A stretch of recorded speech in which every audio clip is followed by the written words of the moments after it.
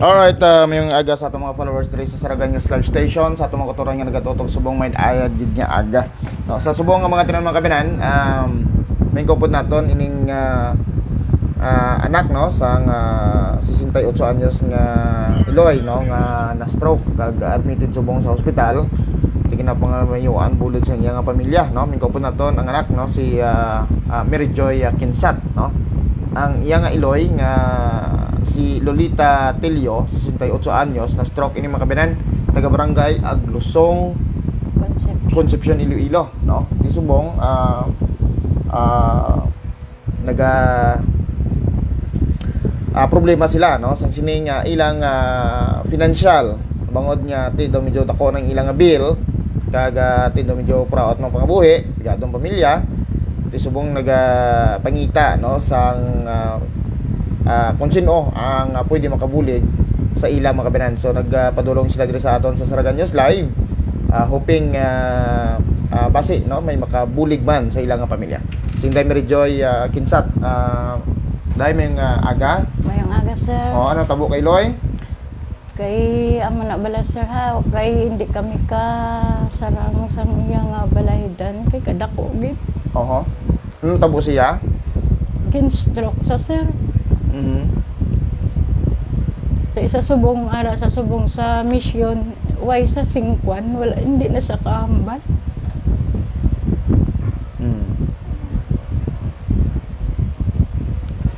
Napangayo kami tani bulig kay biskan sa pagkaon lang namon kag sa bulong ni nanay wala na gid kami mahimo. Kay ang amon nga mga utod wala man sila sing kwarta. Kay naubos na sang amon man nga gasto kay nanay, halin sa Sara nga gastuanay, hasta sa misyon wala gid kami subong sing kwartan. So na stroke siya at sila nanay mo dito ka tinira sa Aglusong Concepcion. Oo, sir. Barangay Aglusong Concepcion. Tapos na stroke siya, ano ginahapit niya pa sa Sara? Ginhapit namon siya sa Sara. Tapos nagtiner pa to sa Sara, tapos ginsaylo sa namon sa ibang tani nga anong ospital, kaso wala man sing bakante. Di wala na kami choice, gindala na lang namon siya sa private nga nga ospital, kay amo lang gid na ang among masudlan. Muna available. Oo. Okay, wala bakante ang Western. Kag ang sa Don Benito. Tidira na lang sa namon gindala para lang nga mabuhi ang Iloy namon. Kaya hindi kami gusto nga mapatay si nanay.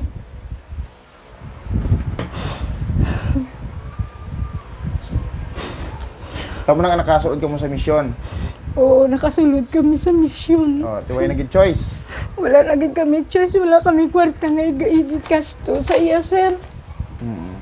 Tingin siyempre, kinahanglan, ginagawa ang kabuhi. Gusto namon maglawig pa si nanay. Hindi kami gusto nga manuna si nanay sa amon.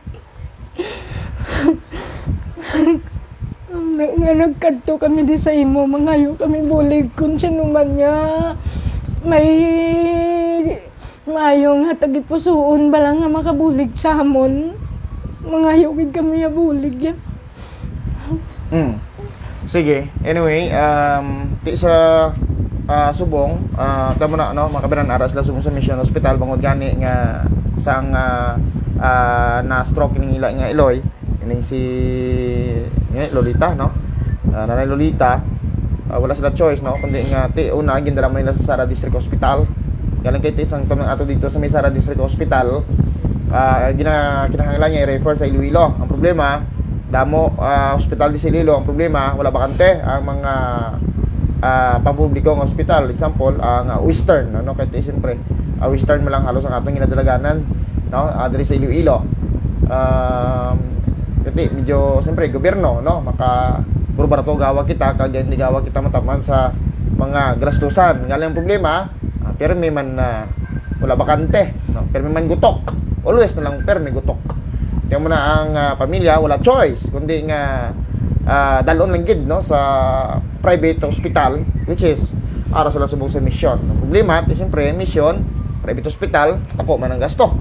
Kamo ni subong mga kabinan nagapangdaang mga pamilya kon diin makakita sa kuan subong sa inugasto. Anyway, Dumago man ang tapos ng eleksyon, siguro sa mga taga-Concepcion Iloilo, damo man da nag-kumplito man da nagdraog, no? May mayor, may vice mayor, may mga SB member mara dyan, may ano pa, may board member pa, may congressman pa.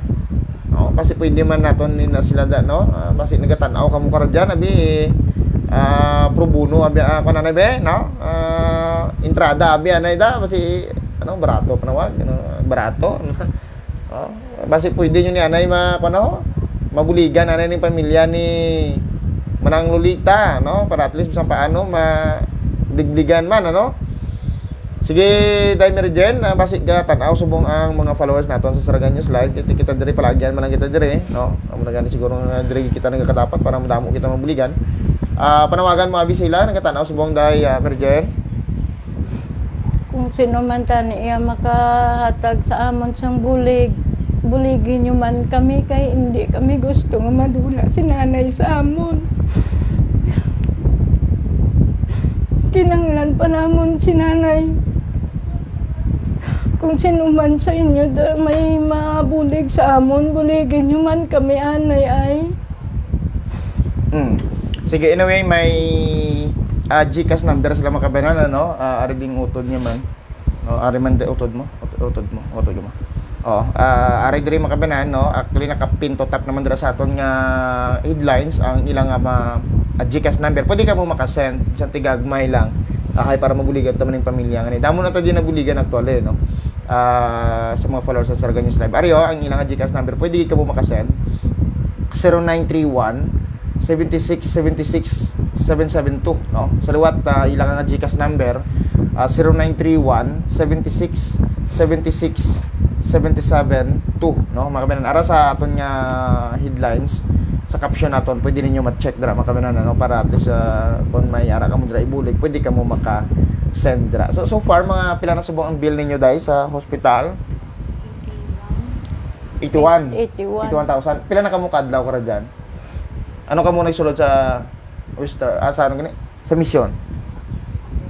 Ano ka pitsa? Wala pa kami to. Mga 7 days pa lang kami na. 7 days, mga 1 week pa lang ka mo? 1 week pa lang. Sa inilang ka mo nga mayo kara dyan na hospital na ano, gindala. Pero pila ka mo man to kadlaw sa Sara? 4 man ka mo to kadlaw. 4 ka adlaw. Anong status subong ni nanay mo? Ano, conscious, unconscious, kabugtaw, tulog, ano? Piniyong na lang sa sir. Ahay. Piniyong na lang sa, hindi na sa kambal. Tapos ang tutunlan niya, di bala sir, ang dila, ya bala daw nagkulo, bala sir, biskan tubig, hindi na sa katulon. Jesus, Mario, sir. Hindi, ang dila, ya doon nagkapul, to bala diri sa tutunlan. Di nag-ulpok. Ahay. Diri niya, di biskan drapiran mo sa katubig, ang tubig, gagwa man japon kay hindi nagasangal lang yang gasangal ang dila. Gasangal ang dila ya. Oo. Ginapungkan sang yang dila to nga hindi makasulod ang pagkaon. Yang amo nang na pangamuyo bala nga tani mag-ano lang di bilang tutunlan niya di bilang nga makasulod lang ang kanon bala. Diba sa ganing GT, di ba? Ginain GT sa sir. Sa ilong. Oo, sa ilong. Dira sa gaging yung pagkaon niya. Dira lang ginapaagi ang pagkaon niya. Tiyak na. Parang bisan paano may makasulod sa tiyan niya. Okay? Anyway, sa atong mga followers, no, salawat, no, basi kung may mga maluluyon man kita dira ng mga kauturan, kita diri sa Saragan News Live Station, salawat palagyan man kita diri, no, para sa atong mga kauturan nga mas nagakinahanglan sang bulig, so ari kita, no, para nga mag-alalay man sa ila. Anyway, nag-guide man lang kita, ano, para man sa mga konsino ang may bluwanon nga tagipusoon. Try naton kung ano man ang aton nga mabulig sila sa ila, no, makapalapit kita sa mga ahensya sang gobyerno kay mas sa mga amo-abi sini, no, gobyerno gid ang kinahanglan naton.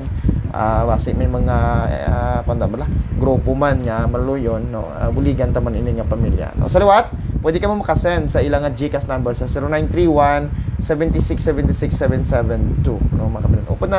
Upod niya di si Inday taga Dumangas. Sino galing ngalan mo, Day? Laika Joy Kinsat. Si Laika Joy Kinsat, ano? Upod man diri naton subong. Upod nila. Di nga nagkamos Dumangas? Sa Bakay Housing. Sa Bakay Housing. Na-remember ninyo makabinan diri sa Saragan News Live mga ayon siya bulig.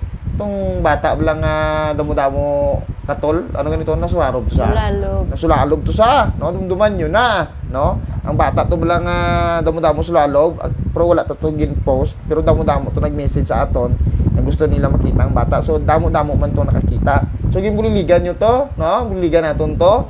Sus Maria Josep, nakagwapa subong, no? Perti gwapa. Nakasurvive na gid siya. Nami-nami ay tsura, no? Perti kinis. Nakasurvive yung bata. Oo, amo na sa sumuna. Ay, grabe no, itsura yun, no? Kisubong, dako na siya, no? Namin na sa iya, no? So, isa na kabagay, no, nga may mga nagakabuligan kita, no? May mga maluwas kita nga kabuhi. Tinami, tisubong namin ang bata, no? So, sa mga nagbulig sa to, i-bless ka mo ni Lord sa inyong mayong tagipusoon. At least nakabulig magkita diri sa Saragan News Live Station. Sige? So, once again, salamat gid kag mayong aga.